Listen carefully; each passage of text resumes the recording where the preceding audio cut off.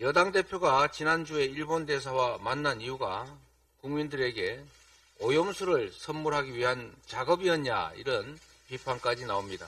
오염수, 핵 폐기물을 처리수라고 표현하고 1리터씩 매일 마셔도 괜찮다는 괴담을 퍼뜨리고, 이 문제를 지적하는 야당의 주장, 국민의 주장을 오히려 괴담이라고 덮어씌우는 이런 행태에 결코 국민들이 또 역사가 용서하지 않을 것입니다. 미디어 오늘. 안타깝게도 오늘부터 일본이 후쿠시마 오염수 방류의 시운전을 시작한다고 합니다. 국민의 85%가 반대하는 것은 물론이고 일본 현지의 주민들, 또 인접한 중국, 홍콩, 대만 같은 다른 나라들도 반대하고 있습니다. 그런데 희한하게도 오직 가장 큰 피해를 입는 대한민국의 윤석열 정부만이 오염수 방류를 침묵으로 사실상 용인하고 있습니다. 기가 막힌 오염수 동맹입니다.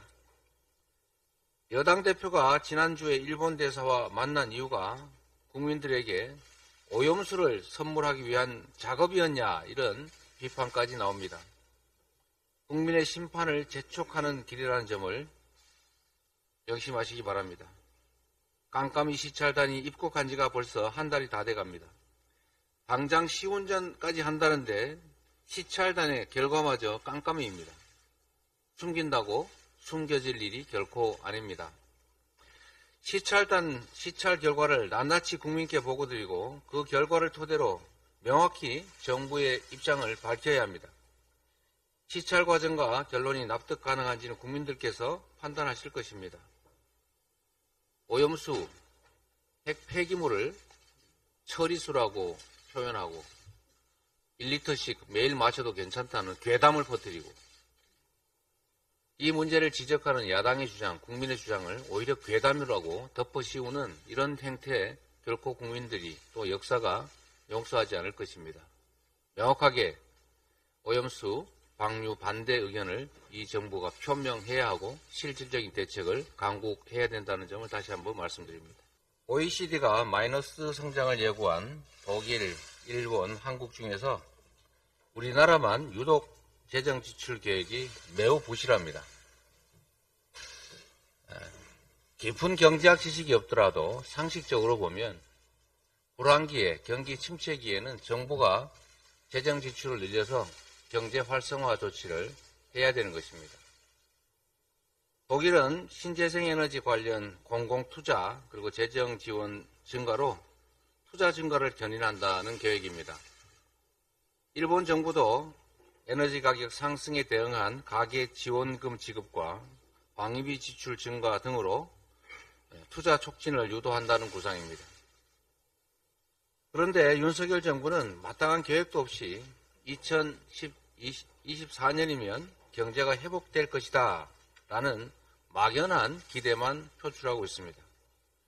나무에서 감 떨어지기를 기다리고 있지만 국민들께서는 하루하루가 고통스럽고 경제는 침체가 계속돼서 심각한 손실이 발생할 수 있습니다. 경제의 꺼진 불씨를 키울 수 있는 민생회복 추경을 다시 한번 제안드립니다.